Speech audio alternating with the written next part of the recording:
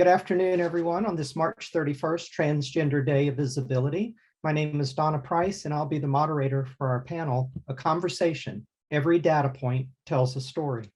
With us this afternoon, we have Dr. Francesca Tripodi, Kayla Gogarty, Jess Rea, and Kelsey Campbell. Dr. Tripodi.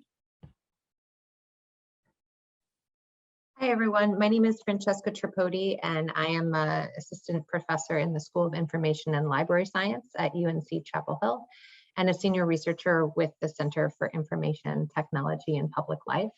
For the last decade, I have used ethnographic methods to better understand how communities use platforms in ways that are unintended by programmers, what researchers refer to as socio-technical vulnerabilities. And I'm really looking forward to this discussion today. Thank you. Kayla. Hi, I'm Kayla. I'm Associate Research Director at Media Matters.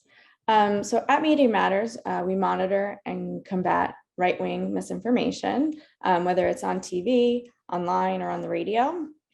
When I first started at Media Matters, I monitored extreme anti-LGBTQ groups. And in my current role, I monitor misinformation on social media. In both of these roles, I've seen how bad actors have learned to exploit social media algorithms and how platforms have repeatedly failed at preventing and moderating harmful content. And I'm also looking forward to this conversation. Thank you. Jess? Hello, everybody. Thanks for having me. I'm an assistant professor in the School of Data Science at the University of Virginia, and I usually say that I try to understand power relations between people, technologies, and space. I've worked with both research and advocacy in Latin America, mostly Brazil and Canada, before moving to the US, and I'm looking forward to this discussion as well. Thanks. Thank you.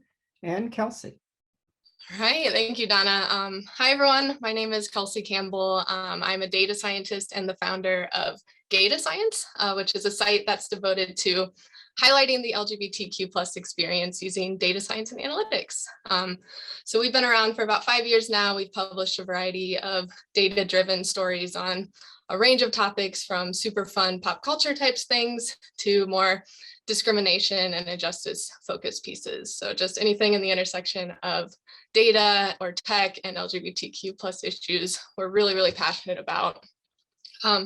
In addition, I'm also a data scientist in industry. I've worked in the area of like social media analysis and online influence and mis and disinformation for a while now, starting more in the public health field and transitioning more to like the national security side of things recently. But my real passion in this space is definitely more on the identity-based disinformation side, especially like the rampant anti-trans disinformation that we've seen online in recent years that others have mentioned. So, as a member of the community, as someone who actively publishes LGBTQ+ content, like this is something I feel really passionate about, and I'm just so excited and encouraged to see this discussion today and excited to be here. Thank you. Kayla, I want to turn to you for a moment, if I could. I read a report from Media Matters. TikTok's algorithm leads users from transphobic videos to far-right rabbit holes.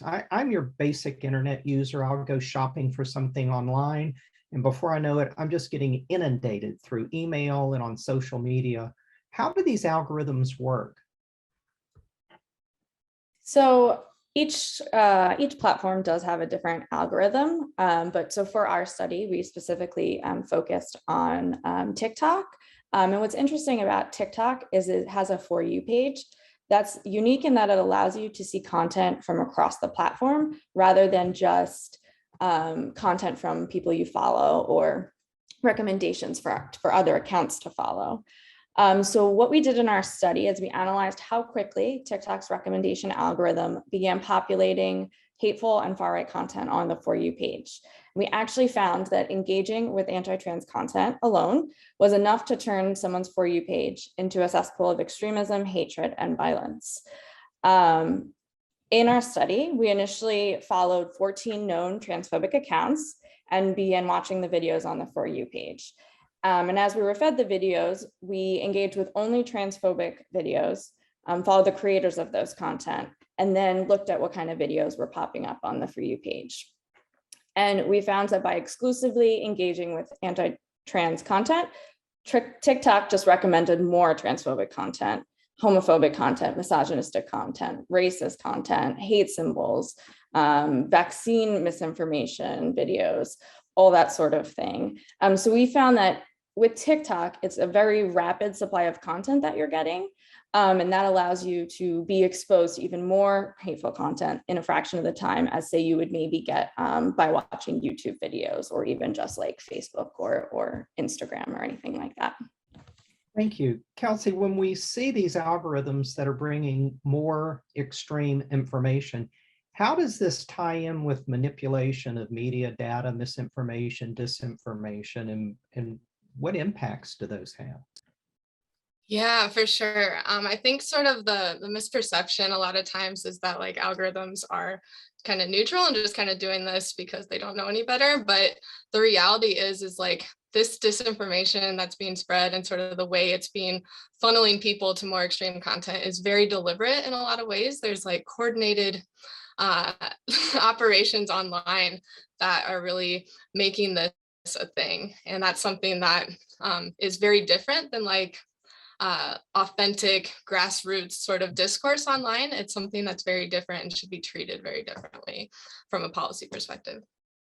Okay, and Jess, what is the relationship between these algorithms, the misinformation, and how that technology then is used in basically what appears to be sort of a propaganda scheme that's being used by people? That's a great question. What I usually I tell my students, I teach ethics, responsibility, and this idea of like critical data studies. We have this conversation because it's like an interesting experience to teach future data science why they should care about other people. For example, I think like I see this as a window of opportunity to discuss questions like this, and I usually try to locate data science within this broader framework and context as well, and the things we are seeing happening with algorithms and all the social media platforms, for example, they kind of reproduce other inequalities that are already there in society. And as Kelsey said, technology is not neutral, and we really need to discuss this constantly, like the idea that algorithms would be better decision makers, for example, and the data sets they are trained on, and all these things are kind of like a mirror to other inequalities, historical inequalities, and problems we see in society in general. So these things are actually embedded there, and it takes a lot of time and collective effort to try to just disentangle this and think of this of like a broader social issue. Well, thank you. Dr. Tripodi, is there some sort of an ideological drive to try and maximize these impacts and sway public perception and opinion? Yeah, absolutely. So I'm kind of bringing together a lot of the conversations that I've been hearing so far this morning, because I think our three panelists thus far have brought up some really important points. One thing that I think we're not thinking enough about, though, is the role inputs play in driving algorithms. So algorithms sound like super complex, but they're really just ways that computers read signals in order to try to give us the information they think they want. And so they take things like your geographic location, your user history, but they also take into account those starting words, right? What are the first things that you type in? And how does that then drive those returns, as well as like who else you're connected with online? And so when you think about like how one's political biases or personal biases might influence those connections, I think that's another way to really kind of take these conversations full circle. So there's this really interesting report that came out that talked about how people's likelihood of engaging with extremism on YouTube, for example, was largely predictive of like their initial positions of how they perceived other people, right? So if, kind of short way of saying this, if you hold a lot of racist, sexist, homophobic sentiment to begin with, you're much more likely to be fed that kind of content. And so it really kind of keeps us in these filter bubbles. But these can also be exploited. And so I'd like to just really quickly draw on like the work of Sophia Noble in her Algorithms of Oppression. And she talks about how the important roles keywords play to connecting you to problematic content. She brings up the case of Dylan Roof. So before Dylan Roof committed this massive scale hate crime, he had gone to Google and searched black on white crime, which the phrase itself is laced with racist ideas. But because he put that in there, and because the Council of Conservative Citizens, a white supremacist group, had tagged their content with those same phrases, oh, perfect match. And so it's really, the internet really becomes this place that's highly manipulable because it's tagged with all of these phrases and keywords that are aligned with certain ways of thinking and seeing the world to begin with. Wow, it's really fascinating. And I do need to make a kind of a comment. The wind is really picking up. I hope I don't lose my internet as the storm blows through. We're talking about a lot of scientific and technological issues right now, but let's get below that. Let's talk a little bit about what really is transphobia, what's transgender, what's cisgender. So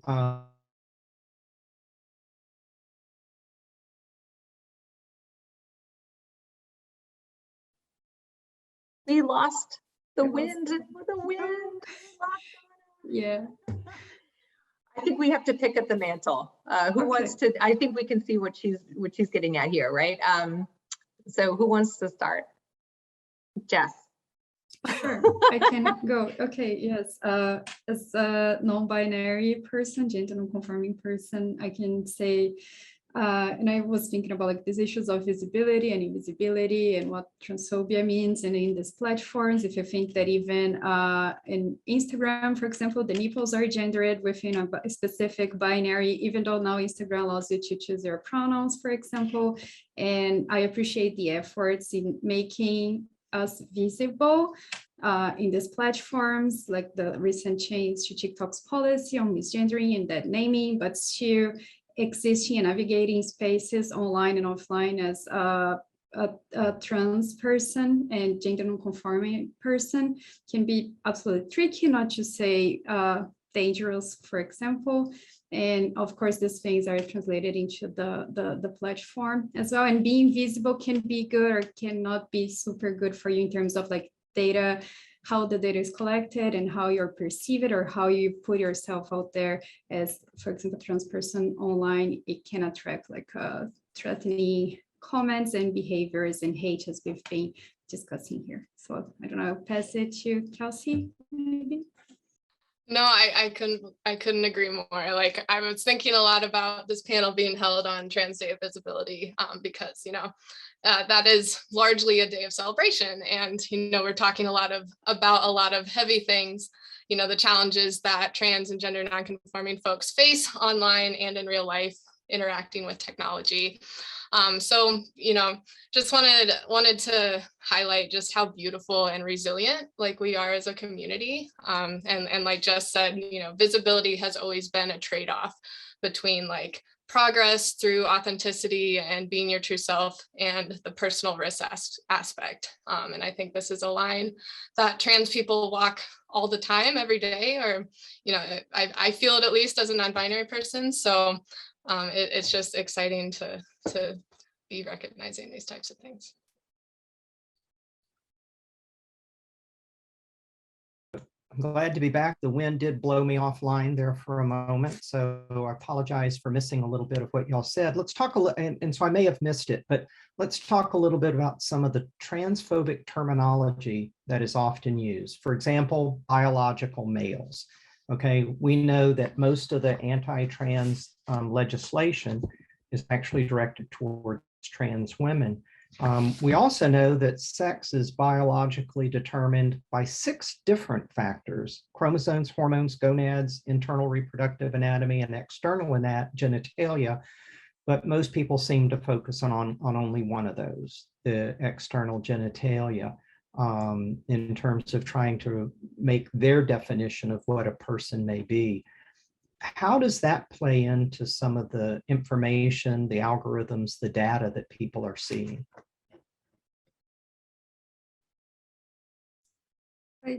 don't want to monopolize this. One thing, for example, we can say how we are collecting data about trans bodies. For example, Scotland, for the first time, finally, in the census, they are going to ask questions related to gender identities and transgenderness.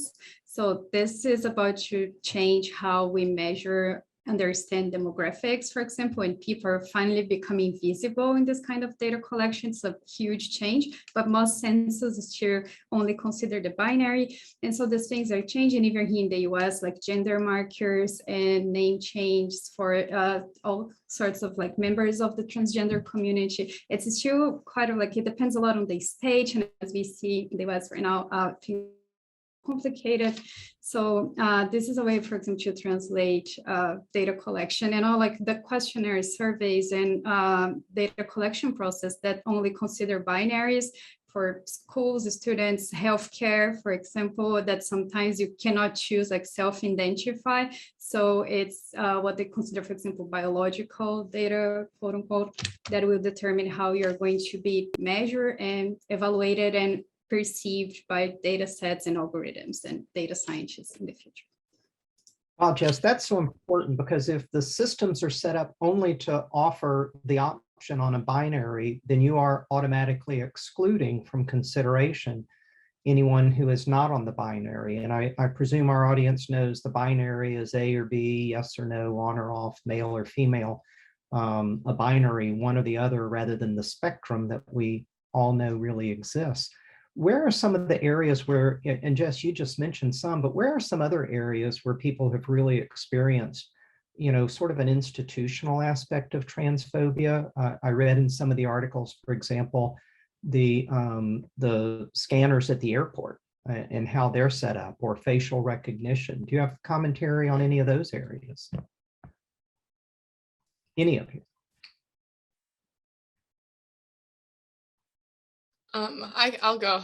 Yeah, those are definitely like the most well known, like the airport millimeter wave scanners that you walk through, like are built on this binary male female algorithm. Like when you walk through it, you're going to be compared to either a typical male body or a typical female body, which is a huge problem for trans, gender nonconforming, or intersex folks that might not have like that exact same combination of genitals and physical characteristics that the algorithm expects. Like a cis person would have no problem because the system is built for them, but it's a very scary thing for trans folks. Kind of bringing it back to more of the social media side, like this kind of stuff is also baked into NLP models. Like they're very gendered, very binary. And we've seen that having implications in like hate speech detection, content moderation. It has search and marketing consequences, like Francesca was talking about. So it's just it's everywhere. We can't escape.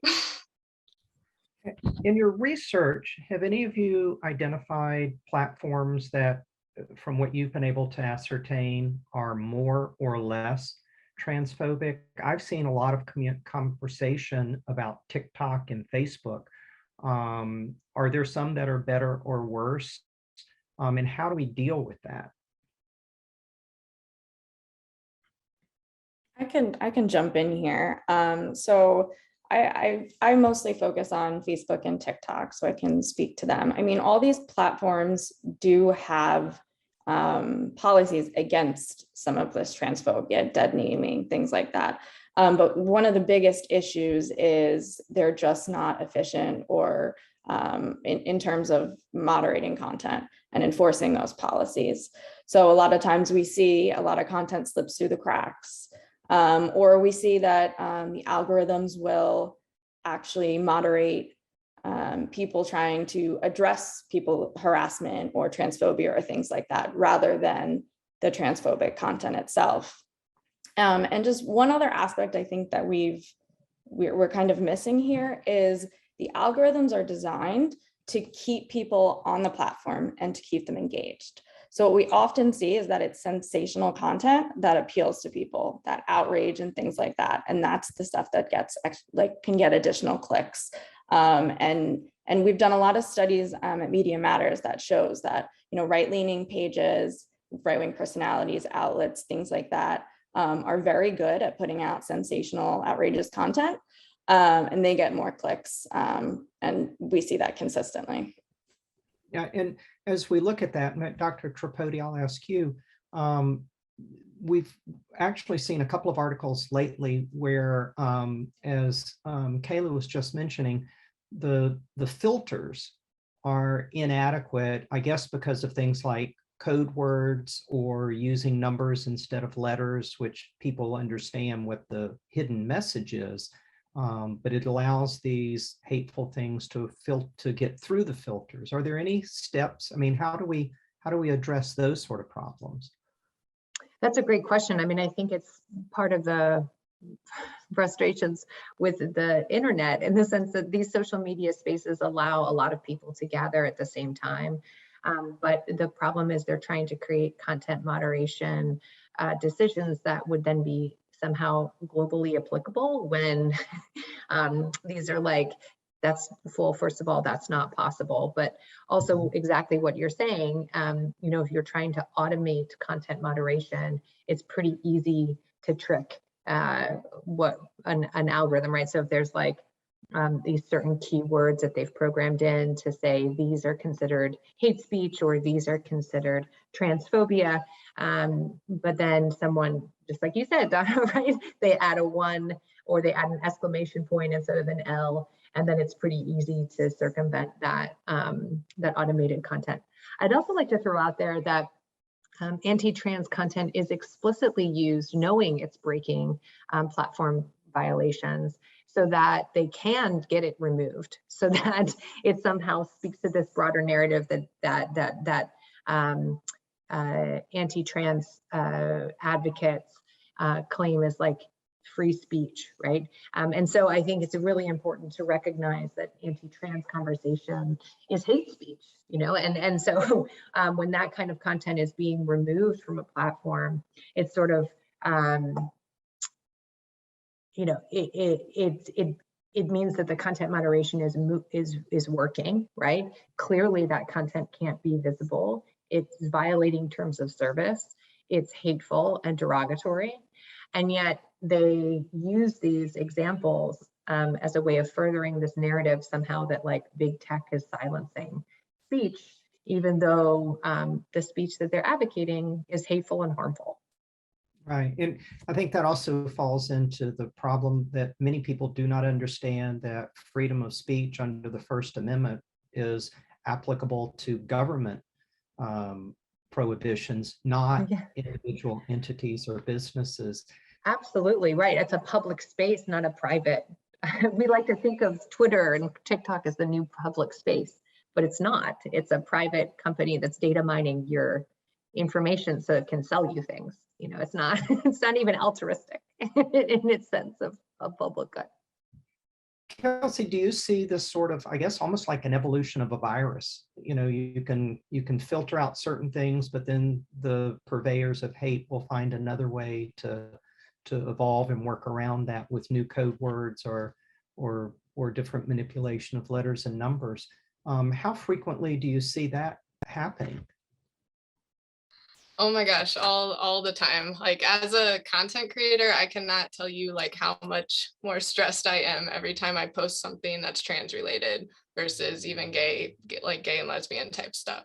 Like the amount of hate I've gotten in the past, like just the worst, like transphobic, racist memes, like for no reason on like very serious content is disgusting. One of the most like memorable instances is I posted something for Transgender Day of Remembrance, which is like the other trans holiday that's a lot more serious, focused on like everyone who has been lost or murdered in the last year. And like someone interacted with me, put a comment, like really innocent, just commenting, asking questions about the data. And I answered it and like immediately just got flooded with like an army of people just like putting the most hateful stuff on this thread that was very serious, which, like in the moment I was caught off guard. Like work with this stuff every day, I should know that that's like a technique. It's like dogpiling. It's a very coordinated activity, but like in the moment, like I'm panicking, like deleting things, which is exactly what they want, just because I don't want that kind of content to be on something that's so sacred and serious. So, you know, I've heard similar things from other trans organizations who are a lot bigger than me, that they face this kind of stuff all the time. And it's just like, it's really out there. It's really coordinated, and it catches you off guard, like even if you know what you're looking for. And Jess, are there ways that we can approach this? It's kind of a de-civilizationing of society, where we're turning more and more towards, you know, the population seems to be more enthralled with hate and violence and bullying. Are there any methods that we've got to try and counter that, rather than simply trying to filter or block it? Yes, then maybe something to keep in mind is that content moderation. It does not work very well. And let's not forget that content moderation also relies a lot on human labor, mostly in the global south. We do have here in the global north, but in the global south, like countries like my home country, and recently the Time article, I remember, by Billy Perigo on the poor treatment of African content moderators from Meta-owned Facebook in Nairobi, Kenya. And we see this kind of like outsourcing of content moderation, people having to deal on a daily basis with this kind of like harmful, hateful, horrible content, and how this is outsourced to, let's say, the developing, emerging economies, the global south. And so these people are like data workers, labeling data, training algorithms. So let's not forget that this also relies on the precarization of labor and mental health of so many people outside of the US and outside of like the wealthy North. So there's this human component as well. So it's really hard to rely on this kind of human content moderation, and also rely on algorithms trained on this kind of like faulty data sets as well. So we need to think about better ways to approach the situation. Regulation is one of them. Is it ideal? No, it needs to be done like in a conversation with different stakeholders, different communities, and also looking to the global south and other countries to try to tackle this. And there are so many academics and civil society organizations doing an amazing work around the world right now, trying to improve the situation. But it's tricky because you're talking, as you, like many of you already mentioned, about business models as well. Like engagement, even with hateful content, generates revenue somehow. So I'll leave this there. And Dr. Tripodi, I've seen some studies that indicate that people often make decisions more on emotion than on facts. And so if we already have someone who at the very beginning of this process is questioning the legitimacy of the transgender experience, can we use any type of scientific data to help bring people back towards factual analysis rather than just the raw emotion that seems to predominate in the technology world dealing with this? It's a great question that I would say is totally outside of my wheelhouse, but yeah, I just didn't know if no, it's a great question. I mean, I think unfortunately we've gotten into a space politically in our country where facts are somehow polarizing. Like people pretend that they're working with these like dual sets of facts. I mean, even what you bring up, those who advocate a very anti-trans mindset think they're being driven by fact, when it in fact isn't fact, right? I mean, even what you're talking about, right? This like binary way of saying, oh, well, gender is associated with genitalia. And I think what you very beautifully described is how gender identity is a 6-variant process that is often not mutually exclusive. And there's many people in this world whose hormonal count doesn't match their genitalia on the outside, and whose genitalia on the outside doesn't match anatomy on the inside. And that but that a lot of the, at least a lot of the anti-trans conversation I see, you know, that's very highly engaging and gets everyone riled up with like so much anger and fear, right? Let's not forget that fear is also an emotion. Pretends like it's fact. Like, well, what are you talking about? It's fact. There are two genders. That's fact. And I think, you know, it would be, perhaps it would be useful, right? I think that I'm looking right now, I just finished a research study on anti-immigration rhetoric on YouTube. And what they find is that a lot of these like explainer videos track really well. And that a lot of the pro-immigration videos are driven by like emotional appeals of like, hey, everyone's a human being. But it turns out nobody watches those. And so what perhaps we could do if we're trying to improve the public opinion or trying to sway people who don't advocate for trans rights, is to create explainer videos, just even using the brilliance that you started out with, right, Donna? Like, hey, do you know gender is a spectrum? And like, I mean, that's how I taught my social construction of gender class to undergrads, was saying, hey, look at all these different ways that we think about gender, and often they're not. And so I think, I guess trying like answering your question of weird of a way as I can, I would say it's possible that we could potentially put out more content that is explainer like content that really gets to the root of why these arguments parading as fact are in fact not fact. Thank you. Kayla, in your research, are the techniques that you're seeing in transphobic or homo messaging, are they comparable to what you might also see in xenophobia or racist or sexist? Are there differences that you've been able to identify? Yeah, I think the tactics are similar when it comes to that sort of you know, xenophobic, misogynistic, transphobic content. I think going off of what Francesca said, what you were alluding to was that like those different echo chambers that we see both online and offline.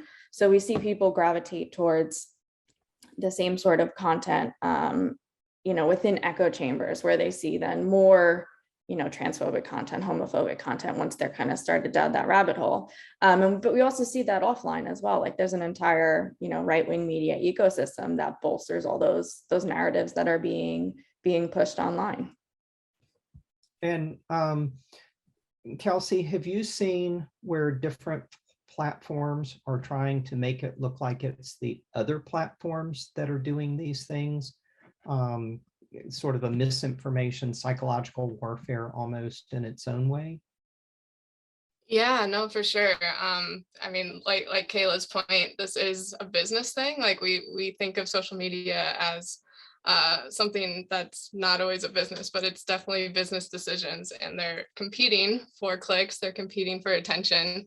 And just yesterday, we were discussing I think it was Washington Post, about Facebook's like dealings, trying to frame TikTok as like a evil Chinese corporation to like improve their standing among youth. So there's a lot that goes into it, like if you follow the money and follow the decisions. Yeah, that was an interesting article in the Post. Facebook paid GOP firm to malign TikTok. That was from yesterday, the 30th of March. And it was a lot of projection, actually. At least the article reports that Facebook was alleging that TikTok was doing things that apparently initiated or originated over at Facebook. So, Jess, are there other places or people that you may have seen the same type of a process being used, and sort of an anti whatever it may be, either internationally or even within the United States? Sure. Well, I left Brazil. That's my home country in 2019. As we know, we have Bolsonaro as the president, unfortunately, for a while now. And yeah, we see how they know, well, they know how to use social media for sure, and also messaging apps to promote their content and misinformation, disinformation, as you may call it, and all these collective efforts as well. And we've seen the situation escalating a lot, but I trying to see some silver lining in there. Brazil has a really strong community, civil society organizations and grassroots movements working for to improve digital policy and a really strong regulatory framework for some things, not that much for some other things. For example, we do have a general data protection law now that was recently passed. And yeah, there's the debate is there. We used to be an international leadership in terms of discussing internet governance and all these topics. But at this point, under that government, it feels like civil society, especially, and academics are always trying to put out metaphorical fires all the time. So it's really hard to propose this sort of positive agenda, positive change. They're always running and trying to mitigate the damage that it has been done. And of course, don't even get me started lobbying. And this is a global problem too, especially if lobbying is not regulated in the country. And the companies, of course, they have special channels to access Congress people, for example. And of course, they're lobbying for their interests, and civil society, it's usually underfunded. So it's really hard to match the lobbying efforts or the advocacy efforts of these big tech companies who are massively present in Brazil. WhatsApp is broadly used, and so is Facebook, and so is Instagram as well, all owned by Meta right now. But also that are these efforts putting together an oversight board for TikTok for Brazil. And yeah, I would say many issues we face are pretty similar. We don't have the same visibility in terms of international debates as the US does. But I think there's a lot to learn from each other in this process on how to tackle these problems, because we are facing very similar problems right now as the US. You know, some of you have mentioned, and I think directly and others through implication, the conflict between being visible and then being a target. I think any of us who have expressed a supporting position for those who are, I often call the other, those who are different, very frequently we then become the targets of hate. Have any of you observed methods that seem to have worked better than others in being able to get a positive message out rather than one of hate? I mean, I can't think of a better word to use it. I know, for example, I will try to have links or reference to actual facts and data when someone is making these generalizations. But have any of you seen methods that may seem to work better than others? And just to be fair, I'll just go around the room, our Hollywood squares, and ask each of you. Kelsey, have you seen any methods that have worked better than others? I think this is something I struggle with, because I'm a data person. I want to throw facts in your face and throw the data in your face and call out the injustice, which I think from a social theory perspective, I don't study this, but I don't think that's really the most effective way. Instead, you're supposed to, draw people in, make it an us problem, include everyone in the solution, which personally is very hard to do, because when you're in the thick of it, you just want to do what's natural for you. But I think that is the more effective way that you kind of have to keep in mind when you're engaging with folks. Yes, I'll leave it there. Kayla, what about with Media Matters? If there are things that you've seen that have worked? I would say that, for instance, maybe with QAnon, developing some policies, Facebook developed policies that, force them completely off the platform. That helped, especially in terms of decreasing QAnon. But a lot of times the actions are too late. And so they've already gained a big following that they can move with them, basically. I would also say that just generally, I think appeals to emotion work better, unfortunately, than sometimes data and facts. I think you need like a combination of both the data, you know, to prove your point, but then also appeal to people's emotions in some way. Yeah. Dr. Tripodi, slightly changing the question. I mean, how do you deal with a platform that is set up specifically for hate? You know, we can think of some of the far alt-right, the neo-Nazi, you know, I mean, are there laws that are out there? Are there enforcement mechanisms?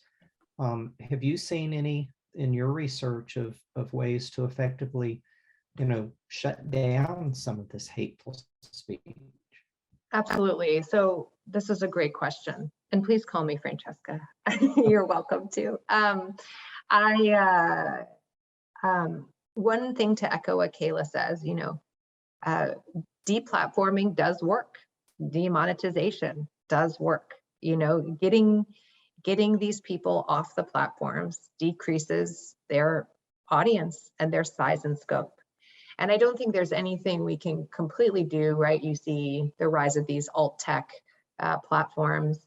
The only thing I see is that they have very low engagement, right? Because the reason why these social media, the wealth of places like Facebook or TikTok is in the network. And if the network's small, you know, they tend not to work that well. And they definitely aren't going to return ends. So if you're thinking about a corporation needs to deliver to their stakeholders at some point in the future. So to me, I think deplatforming, while can be kind of contentious or whatnot. I mean, we saw Alex Jones when they finally deplatformed him, that made a big difference. And so I think these companies, though, because they are so driven by profit, you know, it's very telling how long it takes for them to get people off. Thank you, Francesca. And I did want to honor your accomplishment. I appreciate that. I totally appreciate that. But I just feel like I didn't want to make you to keep saying it. But I appreciate you honoring that. That makes me feel good. So please call me Francesca. You know, but you raise a really good point. And there have been a number of articles recently, specifically with regard to Alex Jones, and a number of the settlements that are coming out of litigation by those who have been harmed by things that he or his platform have.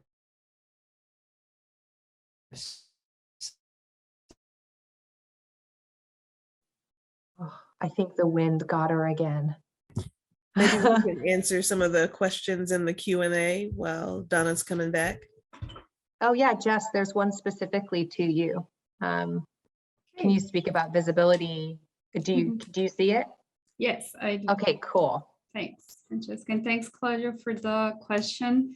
I mentioned a little bit of the visibility issue, and I believe, like, in the terms of like south, north, being visible again is not always desirable, even though like we do, and also like passing, it's tricky. It depends a lot on who you are, where you are, and another like other layers that you have of discrimination, potential discrimination you have to deal with, and we can talk about like class, race, and ethnicity, religion, and so many other things that are intertwined here.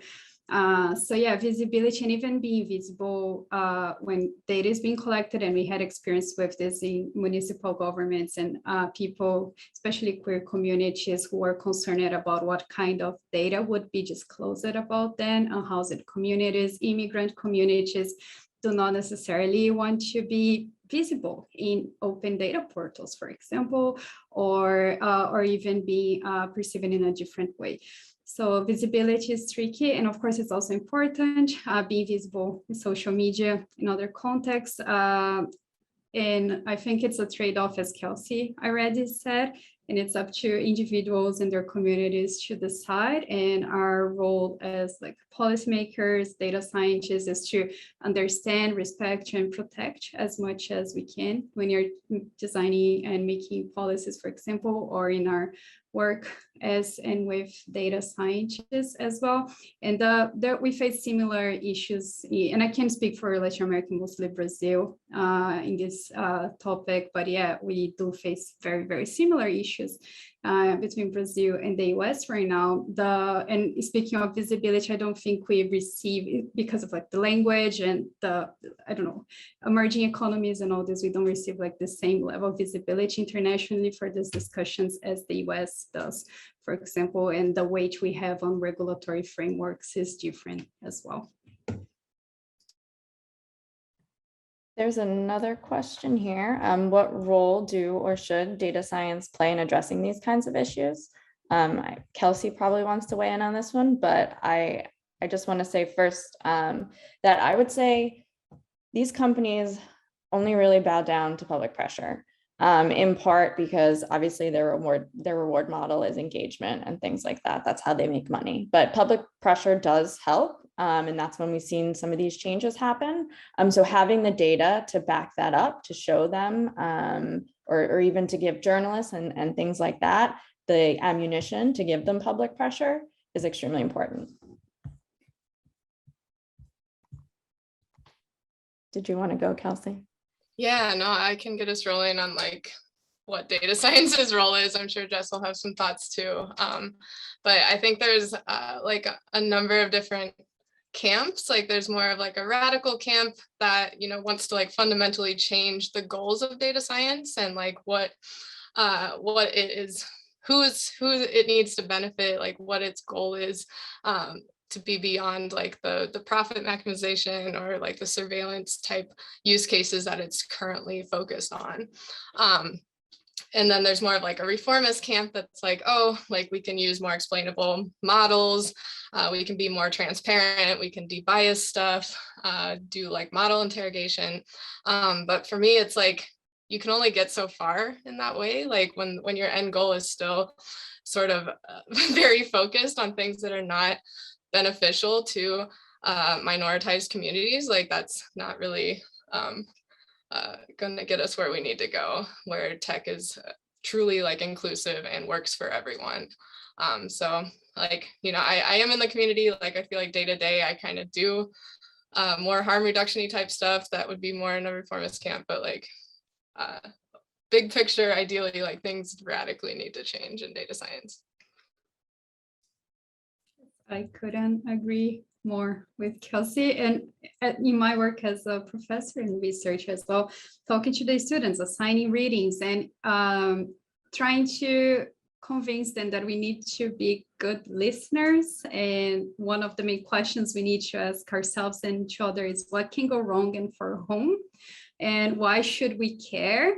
So also think about like care as the many meanings this word has. And it's really good to hear them saying things like, oh, I never thought about this before, when we read some papers about like trans bodies and body scans and data being collected in a very binary way, or why should we care about privacy or data protection, marginalized communities. So it takes a lot of effort, and we are having these conversations here. It's not easy. Some people are really resistant to any kind of like uncomfortable feelings and discussions. So I see a long way ahead, like bumpy road for sure, but it takes like lots of people, and it's a collective effort to make data scientists care and understand that they are helping to shape the world around them. And I wish for now, as Kelsey said, it's a lot of kind of like mitigation, damage control, but I really hope in a few years from now we can see like a completely different field that cares and worries and is responsible and is accountable by the public, like by everyone.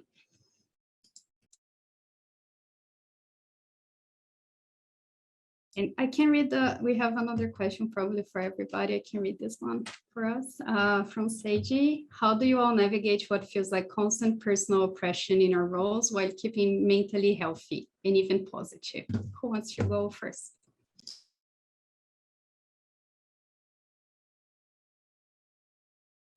The $1 million question.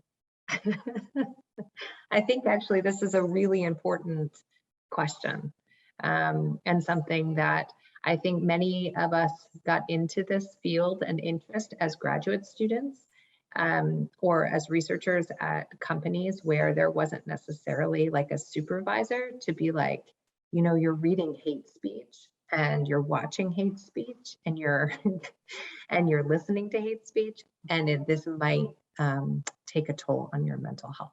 And so I think it's even more challenging when the subject matter is about you, right? And so I think that this is a very important thing that researchers need to take into account when they're doing this kind of work, because I think this work is extremely important and needs to keep happening, or else we don't make it visible. But taking time for self-care, one thing I suggest to graduate students when they're working with me is setting time limits and days that you're allowed to see this content. Having a research support group. I have a research support group where we meet and we talk about like the stuff we saw and watched. That's what I don't know if others have questions, advice. Yeah, I would say for me, knowing when I need to take a step away and do that personal care. I mean, as a queer woman, I was initially, my original job at Media Matters was monitoring extreme anti-LGBTQ groups all the time, you know, day after day. And so there had to be times when I needed to like step back and work on something else, or, you know, just take a personal day for mental, you know, mental self-care. I apologize for losing the internet again. But, you know, it's interesting. I did hear the tail end of that. And I think we all find times where we simply have to step away. It's tough always being on the front line of these culture wars. What would you recommend for each of us in the audience in the last few minutes that we've got? What can you best recommend for us as we deal with this going forward, as we try to remain visible without being targets? I know, for example, on my social media page, I do not allow hateful speech or personal attacks. And if someone does that, then I let them know that I'm hiding it. If they do it a second time, I'll actually unfriend people. But how do we protect ourselves while at the same time trying to help make the world a better place? Jess? Sure. Two things in there. One is there are so many resources, especially from civil society organizations and researchers as well, helping you to be secure and safe online. So many folks on journalists, for example, but also like other people working with these topics. It can be emotionally brutal. And so we really need to take care of ourselves and also like be safe, mute words, and take precaution, use encryption as much as possible in your communications too, and all those things. So I think there are plenty of resources available for free that you can, I don't know, take a look. And I would say maybe on a hopeful note, because I always try to end on this, that this social media platforms are also communities of care support in a way, and for the trans community too. So much information we sometimes are denied by our health practitioners, for example, and we can find online like about binders and top surgeries and hormones and so many other things. Content creators putting this out there, and also like value them, support them. And I heard like doing field work with queer communities for a long time online, how these communities are also support they don't have in their small town, for example, or they cannot have physically because of families and other issues. So also these are spaces that can be more positive, despite like all these other problems that we mentioned that need to be taken into account for sure, but trying to see the kind of like this good communities that emerge from these platforms as well whenever possible. Thank you. Kelsey? No, I agree with everything just said, like leaning on your community, like using sort of that space that social media does provide you in some ways, in a protective, safe type space with like-minded people, is something to leverage. I think the biggest thing that keeps me going is just like, we're talking a lot about tech and how it kind of exasperates these issues, but at the root of it, it's social problems, and tech is not going to be able to fix social problems. So keeping that mindset and realizing how important, like, in real life advocacy is, how important media representation is, and just like legitimizing trans experiences and LGBTQ plus experiences in real life and online, I think keeps me going a little bit. Thank you. Kayla? Yeah, I definitely agree with what both Jess and Kelsey said. I would say that there are positives to social media. You can find that community and things like that. And I guess for me personally, one of the things that keeps me going day to day is that, even this hard work does have some impact. And if it helps other LGBTQ people in the end, or, especially LGBTQ youth, then at least a little impact, then I'm happy. Francesca? So since I'm not a member of the LGBTQ community, I think it's important for me to take a lot of that hate on. So for me, I feel like if people want to come after me on a social media, then I must be saying something right. But I think also, just echoing what Jess and Kelsey said, I think these can be really positive, safe spaces for people, and recognizing that, I think, is really important. And just everyone said such smart things before me. I hate that I was the last person on this question. So. Well, thank you. My experience has been that no minority group is ever successful without the support of the allies as part of the majority demographic. So we need you. I want to thank Siri Russell for organizing our panel today. I want to thank our 4 panelists. I'm going to say it one more time: Dr. Francesca Tripodi, Kayla Gogarty, Kelsey Campbell, Jess Reed. I also want to thank our sponsors, the UVA School of Data Science, the Center for Information Technology and Public Life, Media Matters for America, and Data Science. And I've been your moderator this afternoon, Donna Price. I'm a transgender woman, and I use the pronouns she, her, and hers. And thank you all, and thank you who joined in and watched us and asked your good questions today. Good afternoon, everybody.